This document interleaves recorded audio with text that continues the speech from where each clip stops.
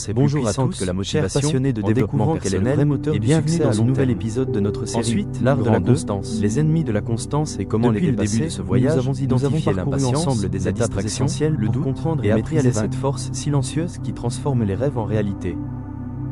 Nous avons vu grand 1. Pourquoi la constance est plus puissante que la motivation, en découvrant quel est le vrai moteur du succès à long terme. Ensuite, grand 2. Les ennemis de la constance et comment les dépasser, où nous avons identifié l'impatience, la distraction, le doute, et appris à les vaincre. Puis grand 3, créer un environnement favorable en explorant comment notre entourage, notre espace et nos habitudes influencent notre discipline. Et enfin, grand 4, la constance face à l'échec et au doute, où nous avons appris à voir l'échec comme un professeur, à reprogrammer notre dialogue intérieur, à ajuster notre stratégie et à nous inspirer des parcours de ceux qui ont persévéré. Aujourd'hui, nous arrivons au dernier grand point de cette série, avancez pas à pas chaque jour. Nous allons découvrir ensemble comment le progrès quotidien, même minime, est la clé pour bâtir des résultats extraordinaires, et pourquoi la régularité bat toujours l'intensité ponctuelle. Alors, installez-vous confortablement, ouvrez votre esprit et bonne écoute à tous. Petit 1, l'effet cumulatif, comprendre que les petites actions répétées créent de grands résultats. La constance est comme une graine que l'on plante chaque jour.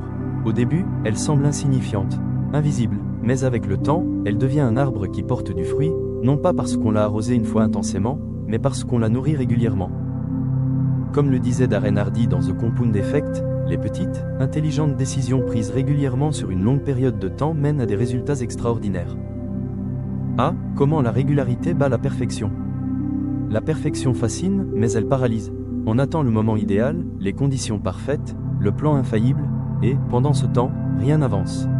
La régularité, elle, n'a pas besoin d'un grand spectacle. Elle avance, parfois lentement, mais toujours sûrement. Un pianiste qui s'entraîne 20 minutes par jour progressera plus vite qu'un autre qui joue 3 heures une seule fois par mois. Pourquoi ? Parce que son cerveau, ses muscles et sa mémoire s'habituent au rythme et créent un automatisme.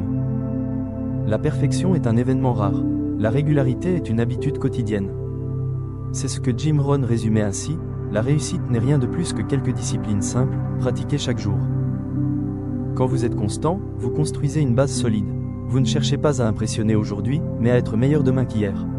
Et c'est cette progression qui bat à plat de couture la recherche d'un coup d'éclat parfait. Par exemple, imaginez 2 personnes.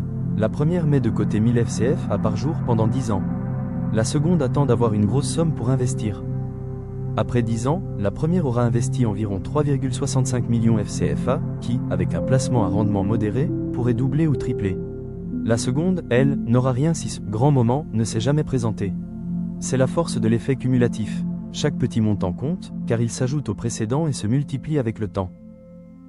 Comme second exemple, faire 15 minutes d'exercice chaque matin semble insignifiant. Jusqu'à ce que vous réalisiez qu'en un an, cela représente plus de 90 heures d'entraînement. Et ces 15 minutes par jour transforment votre santé, votre posture et votre énergie, alors que l'option « grandes séances occasionnelles » mène souvent à l'abandon. Aussi, lire 10 pages par jour peut paraître peu.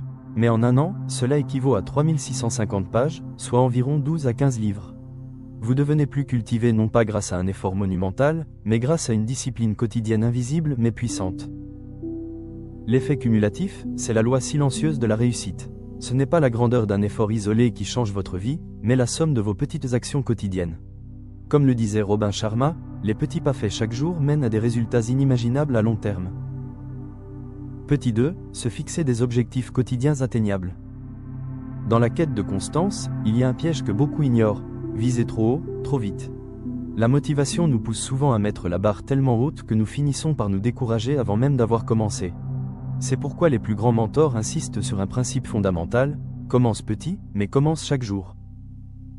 Comme le disait Zig Ziglar, on n'a pas besoin d'être grand pour commencer, mais on doit commencer pour devenir grand. Ah, pourquoi viser atteignable plutôt qu'impressionnant ? Un objectif quotidien atteignable est comme une marche que l'on peut gravir sans se casser le souffle. Si vous fixez vos objectifs trop haut, vous risquez d'échouer rapidement et de perdre la confiance nécessaire pour continuer. Au contraire, des objectifs modestes mais constants créent un sentiment de victoire chaque jour. Et ce sentiment nourrit la motivation, qui alimente à son tour la constance. La clé n'est pas de tout faire aujourd'hui, mais de progresser un peu chaque jour. Jim Rohn le rappelait avec simplicité, le succès est quelques habitudes simples, pratiquées chaque jour, l'échec est simplement quelques erreurs de jugement répétées chaque jour. Par exemple, dans l'écriture, au lieu de se dire « Je vais écrire un livre ce mois-ci », fixez-vous d'écrire 300 mots par jour. C'est une page, et en un an, vous aurez rédigé plus de 100 000 mots, l'équivalent d'un roman complet. Un second cas dans la remise en forme. En effet, si vous n'avez pas fait de sport depuis longtemps, ne commencez pas par une heure intense de musculation. Commencez par 10 minutes de marche rapide chaque matin. Ce petit objectif, facile à atteindre, deviendra une habitude, puis pourra évoluer vers 20-30 minutes et plus.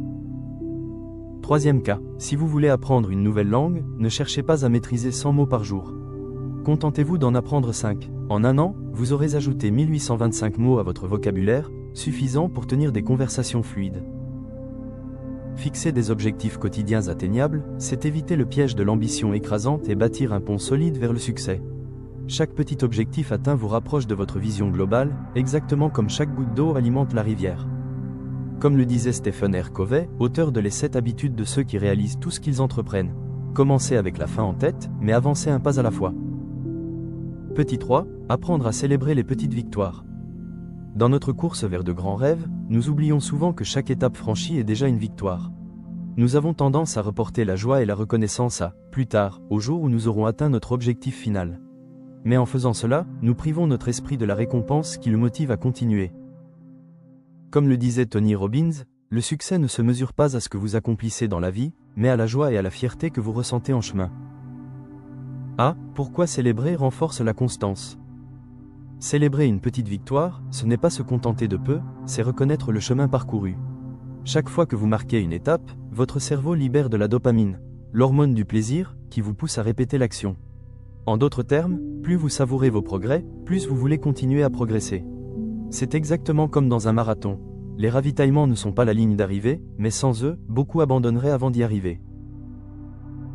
Dans le sport par exemple, si vous vous êtes engagé à courir 3 fois par semaine et que vous l'avez fait pendant un mois, marquez ce moment. Achetez-vous un petit équipement sportif que vous vouliez, ou offrez-vous un repas équilibré mais spécial pour fêter votre discipline. Un second cas, vous avez appris 500 mots dans une nouvelle langue? Organisez une petite soirée, culture, autour de ce pays, regardez un film dans la langue apprise, même si vous ne comprenez pas tout. Cela renforce votre lien émotionnel avec votre objectif.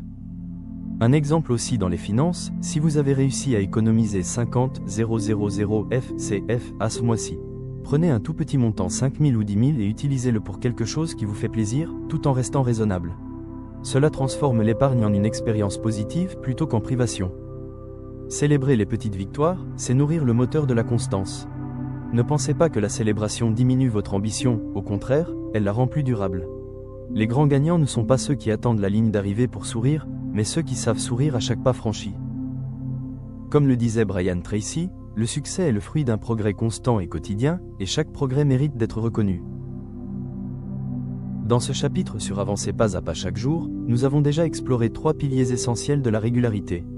D'abord, dans le petit 1, l'effet cumulatif, nous avons vu comment de petites actions répétées, même imparfaites, finissent par générer de grands résultats.